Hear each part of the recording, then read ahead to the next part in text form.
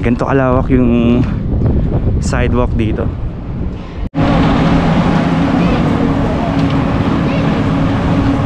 Nandito na tayo ngayon sa pinakadulo nitong off-ramp ng BGC Ortigas Link Bridge. So ayan, itong mga poste pala na to. So ang disenyo ito, lalagyan daw ng hagdanan to para may daanan ng mga tao. Tama sir, no? Ah, yun. So kaya pala may nakauslido, no? So may access yung tao na hagdanan, dito ang daan sa baba. Ayun pala. Kaya pala may nakausling ano doon sa gilid. Ito, nakaready na yung mga poste rito. Thank you sir, ha.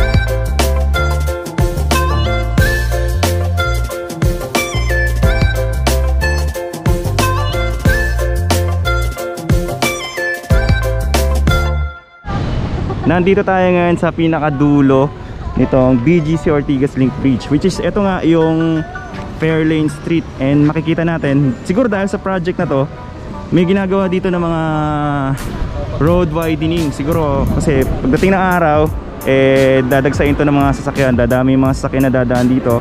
So kasama rin sa ginagawa dito is yung road widening. Ito na nga pala ngayon yung BGC Ortigas Link Bridge sa may kabilang dulo, dito sa may Fairlane sa Capitolio, Pasig.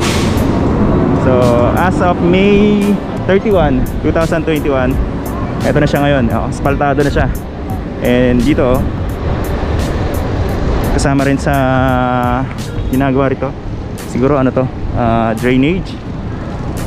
Lapit tayo ng konti, paalam tayo kung pwede tayong lumapit na konti. Sir, okay lang lumapit dito? Salamat. Thank you sir. Ayun, so lapit tayo ng kaunti dito. Makikita natin na tayo na dito yung mga poste. So wala lang siya sa ngayon, wala pa siyang ilaw. Pero yung mga poste rito ayan, nakalagay na. Tapos sir, okay lang. Dito lang, no? Sa bungad lang naman. Ayan. Meron ditong sidewalk. Ayan, dito yung sidewalk. Allowed naman tayo. Ayan. Pagka bawal, di tayo dediretso. So, ayan, meron ditong sidewalk na daanan ng tao. Actually, malapit na tayo sa may bandang Pasig River. Ito. So, may mga poste na, kulang na lang is yung ilaw. Saka yung sumigilid sa bandang gilid na to. Okay lang sir. Ayan. Sa bandang gilid, ito yung inaayos dito. So, maganda pala, may mabuti dito, may lakaran ng tao, may sidewalk. And siya nga pala, etong tulay na to, 4 lanes. So dalawang sasakyan kasya rito sa magkabila, ganun din.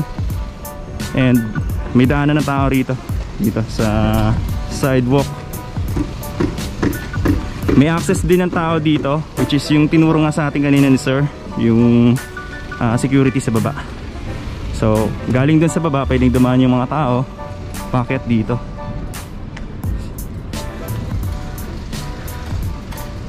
Yan.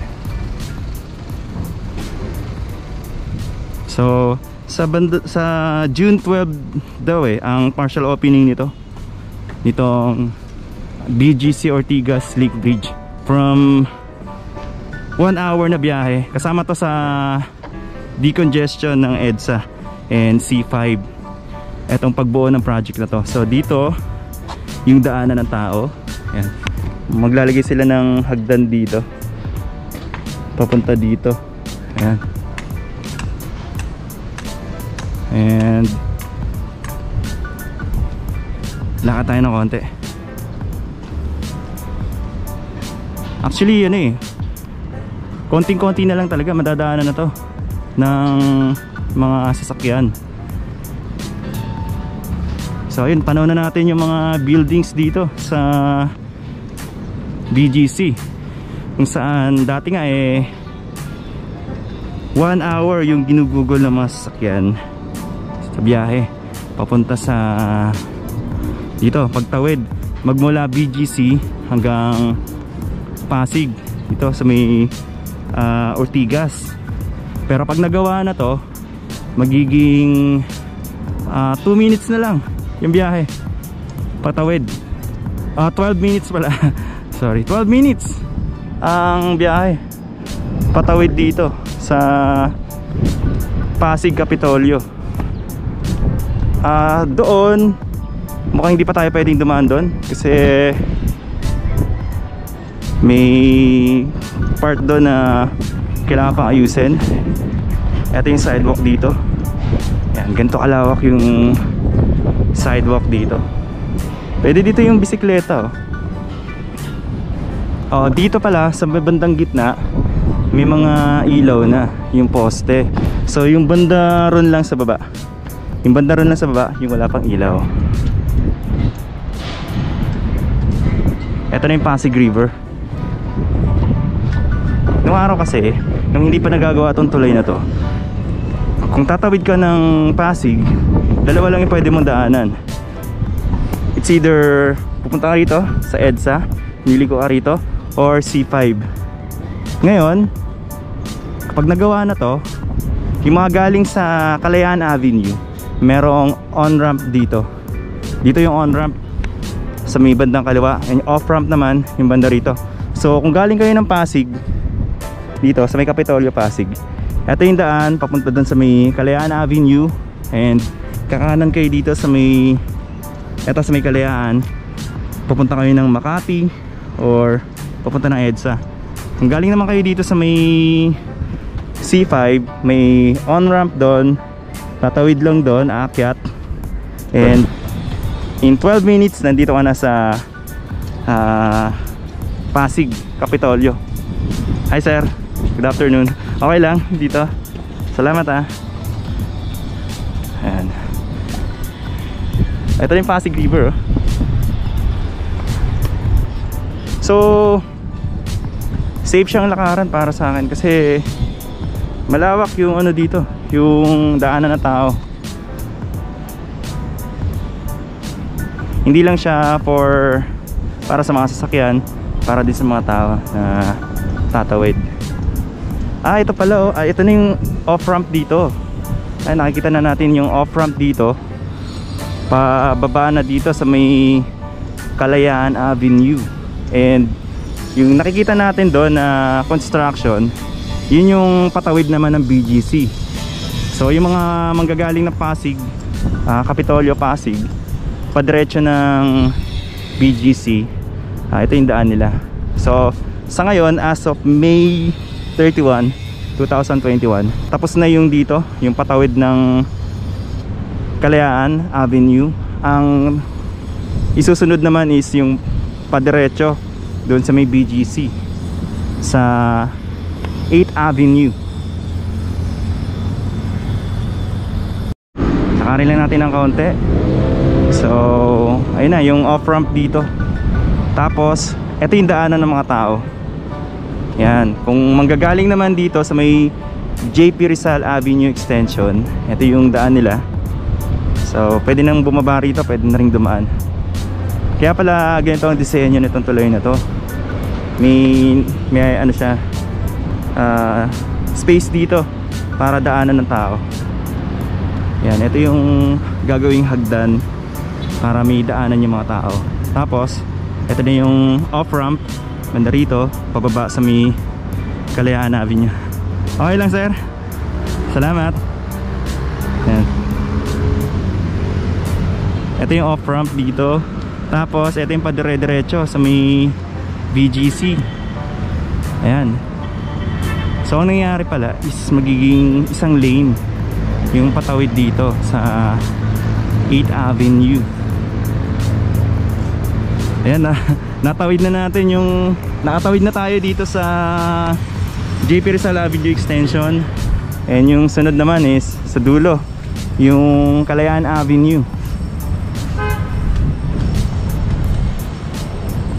Dito pala, doon sa gitna may mga ilaw na. So dito na lang yun, wala pang ilaw. Ayan. So 4 lanes to. Etong daan na to, and eto na yung exit papunta dito sa may Kalayaan Avenue, dito sa may Makati. Ayan. Gawa na siya. So madadaanan talaga to sa June 12. Yan. Sa June 12 sisimulan na to, partial opening nitong BGC Ortigas Link Bridge.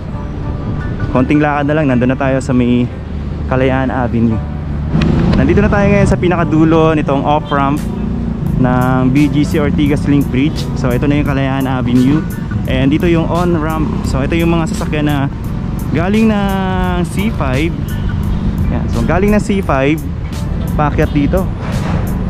Tapos ito naman yung galing ng, ayan, galing ka ng Pasig, pababa ka dito. So ito na yung Kalayaan Avenue. Ayan. So nandito na tayo ngayon sa may Kalayaan Avenue. Ayan. Ito na yung dulo ngayon as of May 31, 2021. Ito na yung mga naglalakihang buildings dito, yung mga skyscraper na mga building dito sa BGC. Ayan. So yung mga manggagaling ng C5, dito yung daan nila paakyat dito sa on-ramp nitong BGC Ortigas Link Bridge, na dati ang biyahe umaabot ng hanggang 1 hour magmula dito, patawid lang ng Pasig. Ngayon ay magiging 12 minutes na lang yung biyahe. Dito naman yung papunta ng EDSA, and dito sa may Makati. Maraming salamat po ulit sa pagsama sa akin today as of May 31, 2021. Ito po ang update natin dito sa ongoing construction ng BGC Ortigas Link Bridge, na parte nga ng decongestion ng EDSA at saka ng C5 para maresolbahan yung traffic na experience ng mga motorista. Maraming salamat po ulit, and magkita-kita po ulit tayo sa mga susunod na mga updates. Thank you so much, and God bless po sa inyo lahat.